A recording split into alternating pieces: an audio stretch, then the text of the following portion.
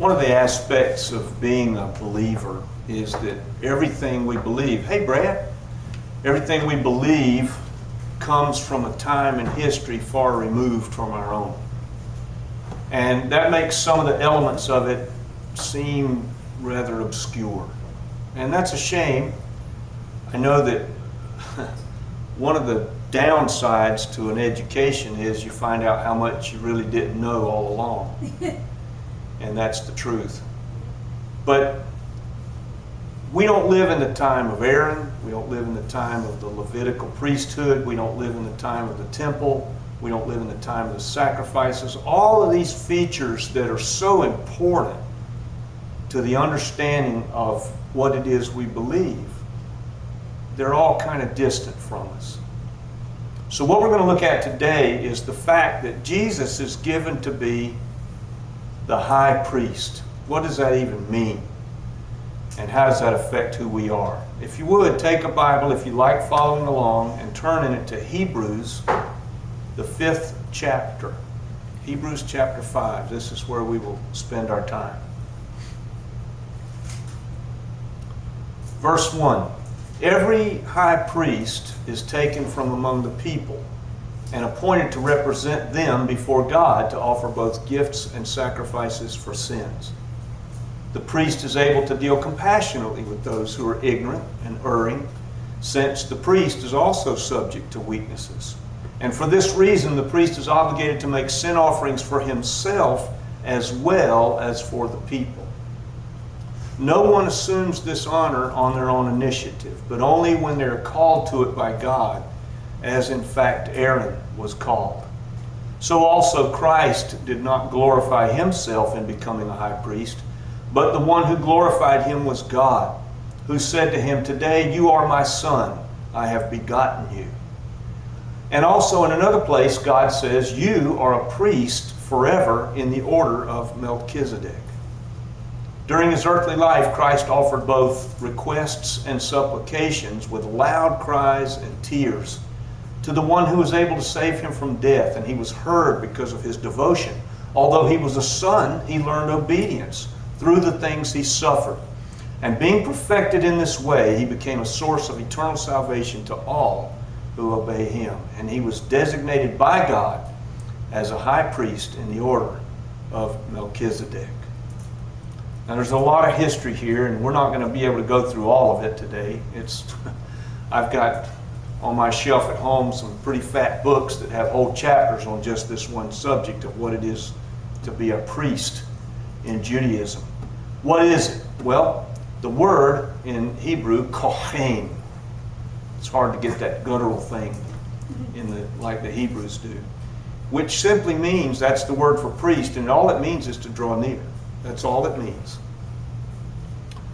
The priest is firstly, according to Judaism, the mediator between the people and God. That's what the priest was appointed to be.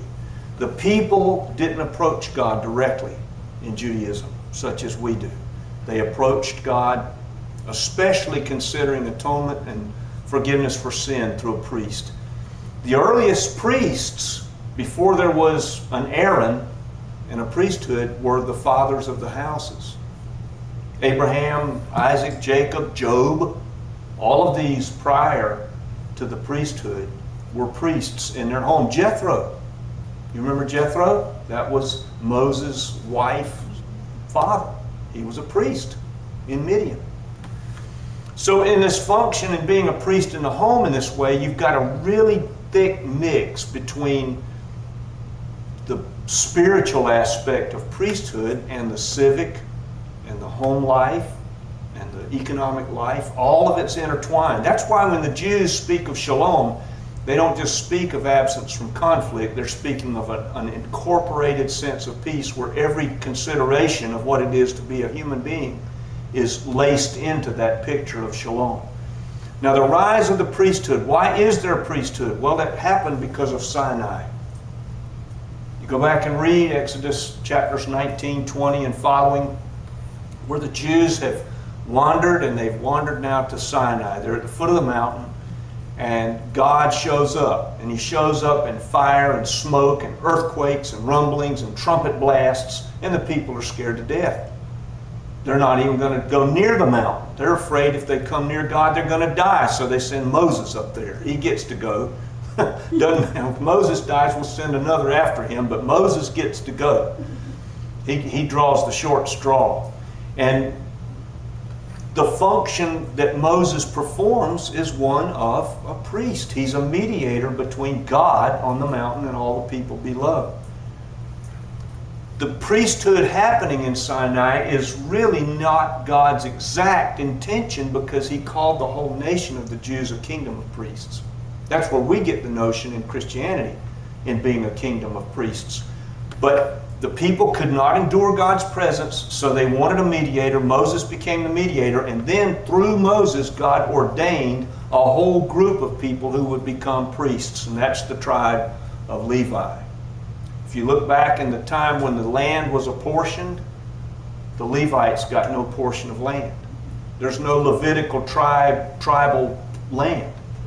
What did they do? They inherited the temple rights, they inherited priesthood, and that meant that that tribe, if you were born into the tribe of Levi, the rest of the nation carried you to an extent, because you had no inheritance of your own.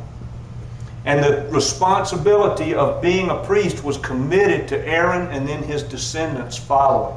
You had to be born into the tribe of Levi and to be a member of the Aaronic priesthood. That was the only way it happened. The robes, all of the ordinances, all the things they did, the fact that they had no inheritance, all of these things separated them from the common people, so that they were recognized as someone separated from the common people. It was very difficult to be a priest, because if you, first of all, not everybody who was a descendant of Levi and a descendant of Aaron would be chosen. You had to be physically perfect. I was reading about this because I wanted to understand more of it from a historical perspective. Any physical defect, one of the defects that was listed was one arm was longer than the other. You were disqualified. You would not, even if you were born into the lineage and everything, you would be disqualified as a priest. Now, I don't really fully understand that, what God was trying to communicate by that, but there was something to it. But being a descendant of Aaron, you were still supported as a member of the Levitical tribe, having no inheritance. You then, if you did get selected, you went through a 7-day ceremony wherein you were anointed as a priest. But 7 days of ceremony was necessary, even if you were a member of the priesthood. The priesthood was always handed down from father to son. No deviation. Descended from Aaron.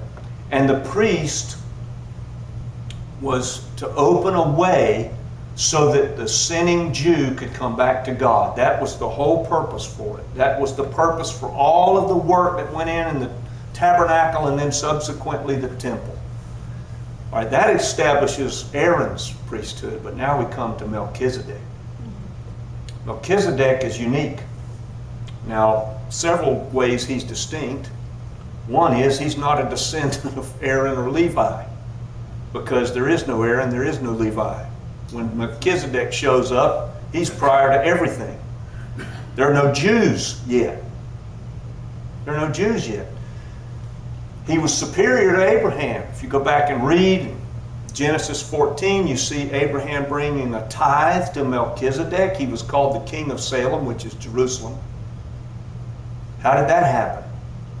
The text says he has no lineage, no father, no mother. Now, we read that and we think, ooh, he's a really mysterious person. That's not what it's saying. What it's saying is he's a priest, but there's no Aaronic lineage whatsoever, because there's no Aaron.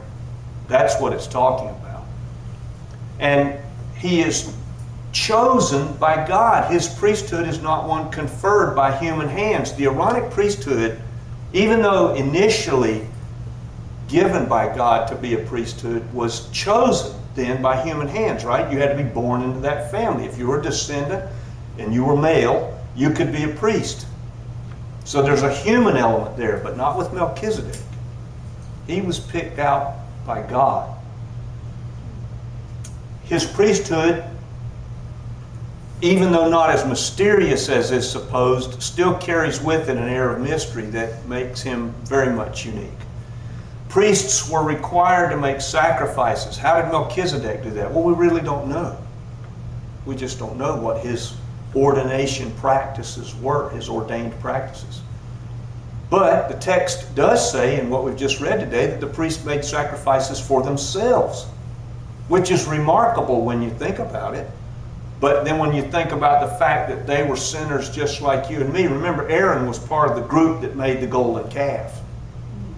Right? So it makes sense to me that he might have to make some atonement for his own sin as well. And all of the priests did. They made sacrifices for themselves in the temple, which then consecrated them further such that they could make sacrifices for the people. I mean, it's a really deep and thick history that describes the priesthood in Judaism. But there's a lot here in this text that you may not be aware of in the letter to the Hebrews here. There's a word used here speaking of the fact of this sort of empathy that the priests had. They understood what it was to be to have sin or to cope with the things that you and I cope with. And there's a really strange Greek word. It's very hard to pronounce and it's almost untranslatable. I'll try to explain it. Metriopathane. Metriopathane. Very difficult phonetically to work out. How do I know? Because I had to work it out. But it has a tremendously deep translation. Now, it's translated compassion in the text, but that's not what it means. That's only a part of what it means. What it means is, think about the way that you and I look at something as sin. On the one hand, we're angry at it, right? When we see something blatantly sinful, it makes us angry. On the other hand, if it's somebody involved in it whom we deeply care about, sometimes we are indulgent toward it. We excuse it. Metroipathane fits right dead in the center of that. It is the perfected position on sin between anger and indulgence. And it's the perspective that God has. We don't capture that in our life. We rarely ever come to the place where we have that perfected view on sin. We're either too hard or we're too indulgent. I would say when it's us, we're very indulgent a lot of the time. You know, when we see ourselves. But God has this quality, and this quality is one that is so important for real reconciliation. All right, if Jesus is a priest after the order of Melchizedek, then that makes him even more unique than Melchizedek ever was. He didn't choose his task. He was appointed to it by God. He was given the task of being the high priest by God himself. Nobody elected Jesus to it. He's not a Levite. He's not a descendant of Aaron. Jesus, he's of the tribe of Judah. There are no priests from the tribe of Judah. Jesus, though, what does it say in the text? I would encourage everybody as a project, take your Bible and read Hebrews chapters 5 through 10 so that you can capture the linkage between what we believe as believers in Christianity, as Christians, and how the priesthood fits into that, because it fully explains it. But it says in the text that Jesus is acquainted with our weakness, just like a human priest, right? Otherwise, how would he understand what it is we go through as believers every day? He fully understands it. And even in his high priesthood appointed by God, he had to suffer as we suffer in order to be the perfected priest that he is. To have that perfected perspective between anger towards sin and indulgence toward it. It says in the text also that Jesus prayed with loud cries to the Father. Now, that's really hard, I think. There's a lot of this that's hard to capture for me mentally. I just got to confess that. Like I said, the more I've study, the less I feel like I know. But I can capture it with an example, a little bit. I remember when we were at the bedside of my father when he was dying. I'd never been at anybody's bedside who was dying in my life. I'd never even been to a funeral that I could recollect. And we were all in the room there. His parents, my grandparents, his mom, my dad's mom, my dad's dad, his sister, my aunt, my sister, myself, my mother, his wife. We were all gathered around the bed. You know how someone who gets to that point, they're taking these breaths that become further and further and further and further apart. And I remember one of those breaths had a gap in it probably of 15 or 20 seconds. And my aunt says, we're just on edge waiting for the next breath. And my grandmother stood next to the bed and she just prayed continuously. For hours. We were there for hours. She's begging Jesus to heal my father and bring him back. But then that last breath came and the movement stopped. We waited. Nurse came in, put a stethoscope on him, covered his face up with the sheet. My grandfather, I had never, ever heard anything like this in my life from my grandfather. This rock of a man. I just never. He grabbed all of us who were there, and pulled us in. And the words didn't carry anything like the meaning of the sound of his voice when he said it. He said, you have to go through life without a daddy, he said to my sister and me.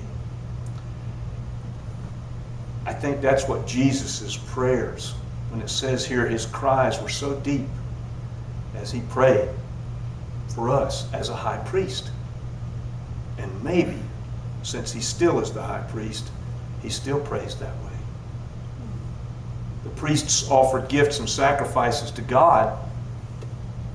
Well, a lamb, a bull, a dove, how is that a gift to God?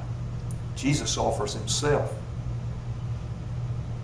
his whole self, to God as a gift.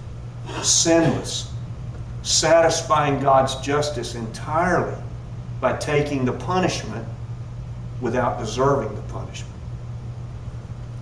And the text in the Hebrews, the letter to the Hebrews says he did it once and for all. Therefore, he's a priest after the order of Melchizedek forever. Jesus, the word that's used here in this sense of being perfect, is the word telos, another Greek word that we really don't capture very well in our language. You could look at it and say, for instance, the telos of a hymnal is to guide us in singing. That's its purpose. That's its perfected purpose. Jesus' high priesthood is perfected like that, in that his telos was to be the high priest for all of us forever, in offering himself as the priest, as the singular sacrifice that satisfies God's justice. Now, I'm using a lot of words here, and I'm just going to tell you straight out, I have got many a fat book on my shelf that talks, and many a fat book with fat chapters in them that talk about the fact of Jesus as our priest making himself the sacrifice for sin once and for all. I can say those words, but I cannot understand it. I do not understand it. How that works between God and you and me and what Jesus did, I'll just have to trust that those fat books get the point across. But there's a downside to all of this. And the downside is this. Humans always pick, we nearly always pick the easiest route to anything. The Jews looked to the priests to live for them before God. That's what they wanted. Isn't it interesting that people want, I was talking to somebody about this week, we want that figure in front of us. Plato talked about it. I mean, Rousseau talked about it. You can go right through history and see all these philosophers, they look to, and people do, we look to somebody who is going to be better than us, lifted above us, to then tell us what it is we ought to do. The Jews kind of looked at the priests like that. They looked at the Pharisees that way. The Jews did in Jesus' time. The problem with that, and we do it today, the problem with that is it absolves us from having to do anything of and for ourselves in this regard. I don't think that's God's intent at all. We are a kingdom of priests. That's what the Scripture says of us. That's what Peter calls us. One of the aspects of culture right now that sticks out to me is this, and this was a psychologist who said this, who, not a Christian. This psychologist, who I won't name, said, the substitute for real hardship is neurosis. Now, think about that for just a moment. Let that sink in. We were talking about it in Sunday school today. None of us in this room as Christians really have to suffer anything as a Christian at all. Why? Well, for one reason, the high priest suffered for us. We understand that. But what about what it is to be called as a priest ourselves here in this culture? We don't have the right perspective here. We don't have God's perspective. We are called as believers, as a kingdom of priests, to grow. We're called to grow. How does growth come? How does it come? It doesn't come by just walking in this world, soaking in the fact that Jesus is our high priest and that we don't have to suffer the sacrifice for sin ourselves because He took it for us. That's true. But God has a better perspective. Think about it like this. There was a woman who I read about who was driving one night. She was on her way home from work. It was late, dark, and this large trash truck fell in behind her on her way, on the expressway. They were on the interstate. Got really close to her car, and she was alarmed by the closeness of the vehicle, so she thought, I'll take a different exit ramp here and just get away from this person. Well, the trash truck fell in behind her, followed her on the ramp. She's a little more nervous. Got to the corner where the ramp comes to the T. She took a turn which was opposite. She knew her way home from that direction, so she said, I'll go the long way home. And the trash truck followed her still. So she took some turns through some of the neighborhoods where she was, and the trash truck stayed right behind her. So she devised a plan and said, I know what I'll do. I'll pull into a convenience store that's well lit. I'll park in the middle of the parking lot under the lights, and I'll jump out of the car and run inside and call the police. And that's exactly what she did. Trash truck came right up behind her car. She stopped, jumped out, ran inside, called the police. The man in the trash truck jumped out of the truck, came to the passenger rear door of the car, and pulled a man that was lying in the back seat out of the car. He was a rapist on the lam. He had seen the man from his vantage point in the trash truck. The woman couldn't see him. See, God sees, His perspective is to see a need that we don't see. His perspective is one that's lifted. He can see all of the things, all the mechanics of this world that we worry about so much. He sees all that. His perspective is one that understands that there are things that are going to be allowed in our lives that are necessary to make us grow. Some of them good, some of them not so good. He's done something very radical for us to save us once and for all. And His perspective is that we would grow in all of us being a member of the priesthood ourselves. I don't know where everybody is today, but if I've said anything about which you've got a question, you want to pray with me, I'll stay here as long as it